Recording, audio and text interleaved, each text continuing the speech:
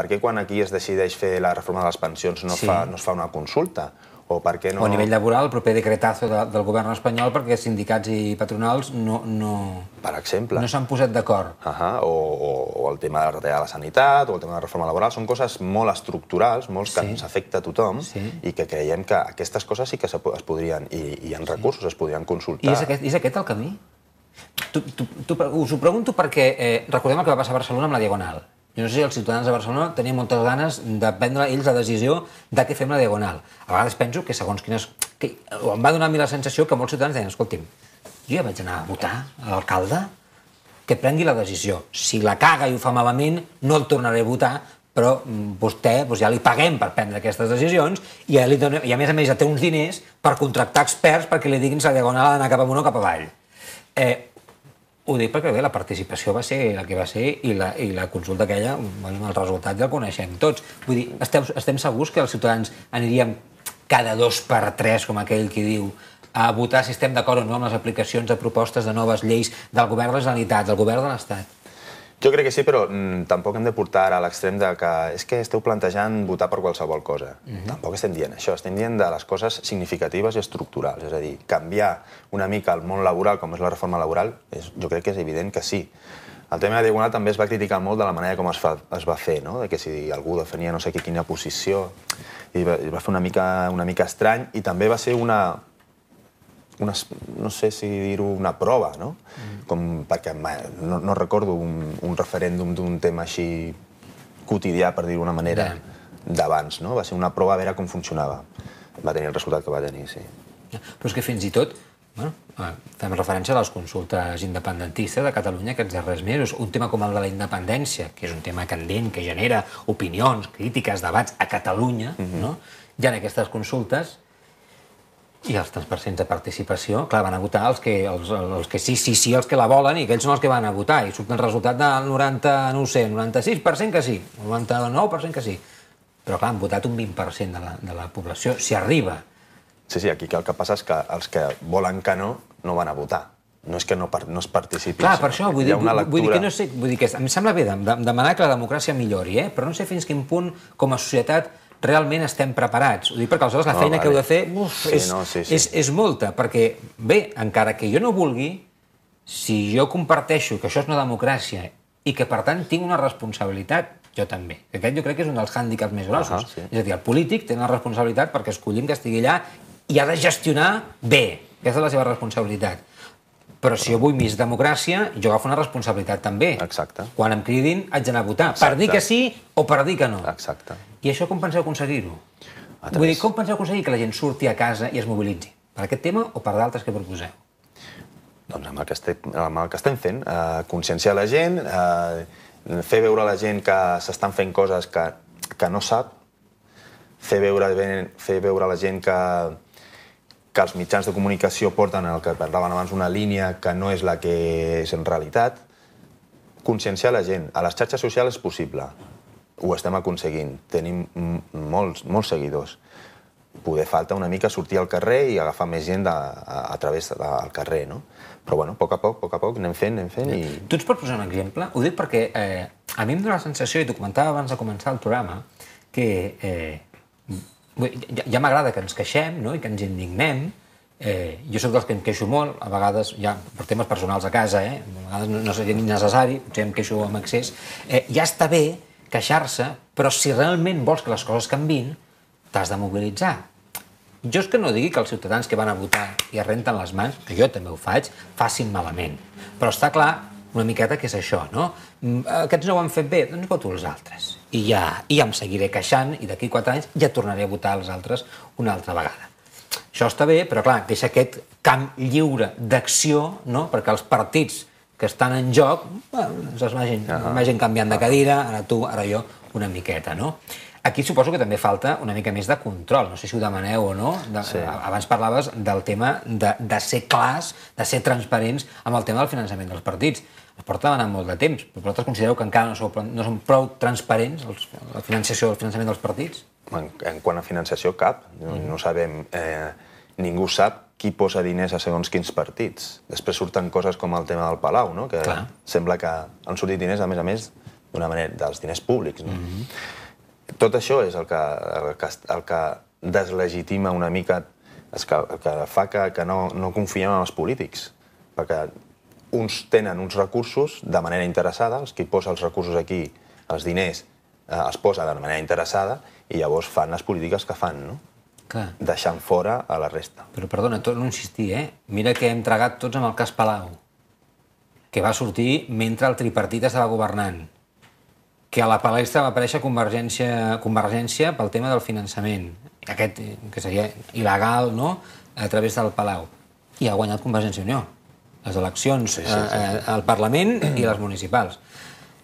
Vull dir que jo no sé fins a quin punt és fàcil que el ciutadà vegi que sí, que les coses van malament, però a partir d'aquí tothom es queda a casa. No sé com es canviarà això.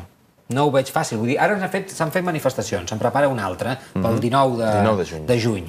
S'han fet acampades. Han tingut un ressò mediàtic brutal. Però, com sempre passa també als mitjans de comunicació, ja no és notícia. Jo fins i tot diré més, he començat a veure per internet peticions d'estem indignats, volem que desallotgin la plaça Catalunya, aquest seria un altre tema, el tema de l'acampada a la plaça Catalunya, que potser sí que arriba un moment que dius, bueno, molt bé, esteu aquí en unes tendes i dormint aquí, però on va tot això? Esteu ocupant un espai públic de tots. Per què? Això falta aquesta reacció. Home, però ja hi ha una activitat important, A les acampades nosaltres les escoltem i les estem vivint perquè veiem que hi ha una activitat política, que és una mica el que estem demanant també nosaltres, és a dir, que hi hagi una participació, que la gent pugui dir el que vulgui, que la gent pugui consensuar, perquè s'han consensuat moltíssimes coses, és a dir, que la gent participi de la democràcia. És una mica el que nosaltres defenem també, no? És una mica més espontani, no?, el tema de les acampades, però té el seu recorregut, que jo crec que de moment va força bé.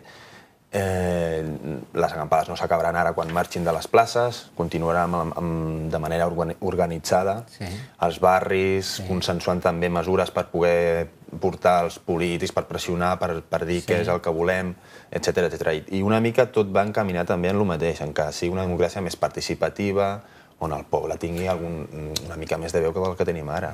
Els partits polítics podran reconèixer o no, però està clar que dins d'un partit polític, a part de la vocació que pugui tenir o no per dedicar-se a la política i ajudar els altres, que suposa que no es posa en política per ajudar el col·lectiu, és a dir, no? Jo vull fer que això funcioni bé, que allò com vivim vagi millor, i per això em poso política. Aquest se suposa que és l'objectiu de la persona que es vol dedicar a la política.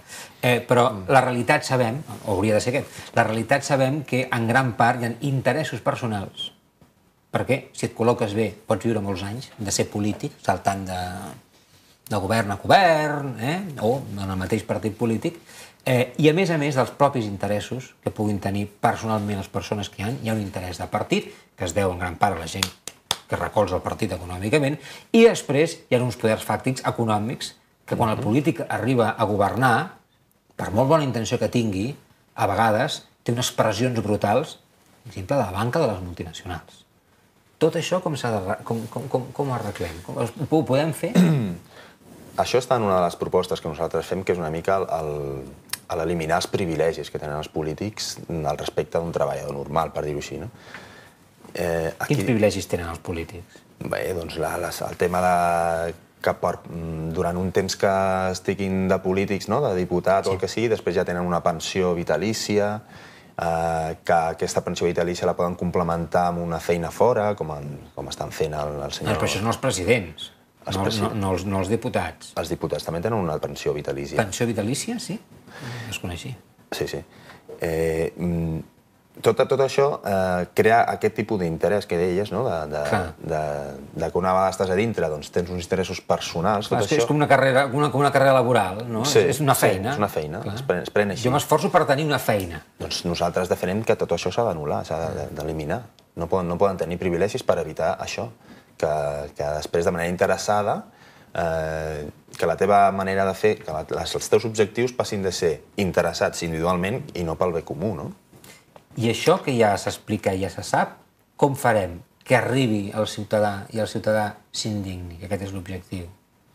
Saps què vull dir? Vosaltres, per exemple, si voleu més informació, hi ha una pàgina web, per exemple, hi ha moltes, però ja que estan aquí de Democràcia Real Ja, a Democràcia Real Ja, allà tenen el manifest i, a més, tenen un altre apartat, a part del blog, que tu pots xatejar i parlar amb la gent i preguntar i consultar i que la gent t'expliqui. I participar. I participar. A més, hi ha un lloc amb propostes, allò que hauria de canviar per millorar el tema de l'atur, pel tema de la venda, respecte a la classe política, respecte als serveis públics, les entitats bancàries, la fiscalitat, tot un seguit de temes que en general vosaltres penseu que el que hi ha és injustícia. Hi ha uns valors, uns drets humans, d'igualtat, de justícia, uns drets que se suposa que hauríem de tenir adquirits i que estan en un paper escrits però que no són reals, com per exemple el dret a l'habitatge, a la vivenda digna i tot això. Allà tenen informació, els ciutadans ens estiguin mirant, per si volen saber què més es proposa des de Democràcia Real Ja. Però insisteixo, perquè a mi el tema aquest no el veig clar. Com aconseguim que la gent realment s'indigni? Vull dir, la gent això ho expliquem, ho escoltaran i diran que malament estem, els polítics aquests, però clar, si no hi ha els polítics aquests que hi ha, aquí posem. Jo no aniré a un banc a plantar-li cara, jo no aniré al Parlament a posar-me amb no sé quins marrons allà. I llavors la gent amb la sensació que no actuen en general. Com aconseguim que actuïn més enllà d'aquestes manifestacions acampades? Nosaltres els demanem això, que es mobilitzin. Que es mobilitzin i que surtin al carrer. Que surtin al carrer. És l'única manera de poder pressionar els polítics que tenim ara. Ens hem de queixar. Si estem indignats de veritat, si veiem... Perquè abans deies, com fem que la gent s'indigni? És que per si soles les coses nosaltres creiem que ja tothom s'ha d'indignar. El que passa que ha de conèixer una mica què és el que hi ha. El tema dels privilegis polítics. La gent ho ha de saber, és que ho ha de saber. I portem un temps que sembla com si no passés res, com si tot això fos normal, és habitual, forma part de l'ofici del polític, i no és així. Si ho trobem injust, ho hem de dir i hem de pressionar perquè això canviï. I nosaltres per això cridem a la mobilització. A través de les xarxes socials i a través de tot, d'on es pugui. Segurament si tinguéssiu més espai als mitjans de comunicació seria més fàcil arribar a aquest missatge, però ja, no per res, sinó perquè, si tots estem d'acord que hi ha coses que no funcionen, estaria bé que tots sapiguéssim realment quines són aquestes coses, per què no funcionen, i aleshores a partir d'aquí implicar-nos tots una miqueta. Sí, és trencar una mica la normalitat, sembla com si tot fos normal. A vegades sobta molt que surtin polítics corruptes i tothom... Ah, sí, molt malament, però ja està. Com que no passa? No pot ser que ja està. Hem de reflectir el nostre rebuig a aquestes coses. I això es fa amb la mobilització. El 15 de maig va funcionar molt bé, del 15 de maig va sortir el que va sortir, que per nosaltres a vegades hi diem que és el nostre fill, les acampades són el fill de la manifestació del 15 de maig. El 19 de juny ja estem preparant un altre, el 15 de juny hi ha el tema d'una concentració al Parlament que està convocat per les acampades per rebutjar també les retallades que s'aprovaran amb les retallades dels pressupostos. És a dir, hem de sortir al carrer per reflectir el rebuig que tenim a tot això i trencar la normalitat. No tenim més temps. Hem posat algunes qüestions damunt de la taula. Sabem una mica que l'objectiu està clar, és que les coses siguin millors, més justes, que el poder no estigui sempre concentrat en mans dels mateixos, perquè està clar que de moment la cosa no funciona. Potser la sensació que tenim és que sí i acceptem que és el que toca i ja està. No, igual podria ser diferent i podria ser millor per a tots i aquí hauríem de pressionar per començar els partits polítics, a veure si acaben funcionant com ens agradaria. Perdona una cosa, nosaltres també ens coordinem amb altres plataformes o al revés, tenim plataformes una mica dins de nosaltres, com és la plataforma d'afectados per les hipoteques, i nosaltres estem aconseguint aturar desnonaments. Cert és.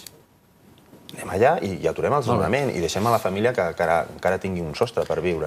Coses d'aquestes és la mobilització, és el que definem nosaltres. Aquest és l'objectiu i és el que us proposen des de Democràcia Real Ja, mobilitzar-vos i amb mobilitzacions a poc es van aconseguint coses. Josep Anton Valverde Ramírez, de l'equip de comunicació de Democràcia Real Ja. Moltes gràcies. Gràcies a vosaltres. Endavant amb la feina, a veure què tal us surt. Moltes gràcies per deixar que la gent ens escolti. Gràcies, fins la propera, que vagi bé. Gràcies a vosaltres, més la propera setmana, aquí 25 Televisió.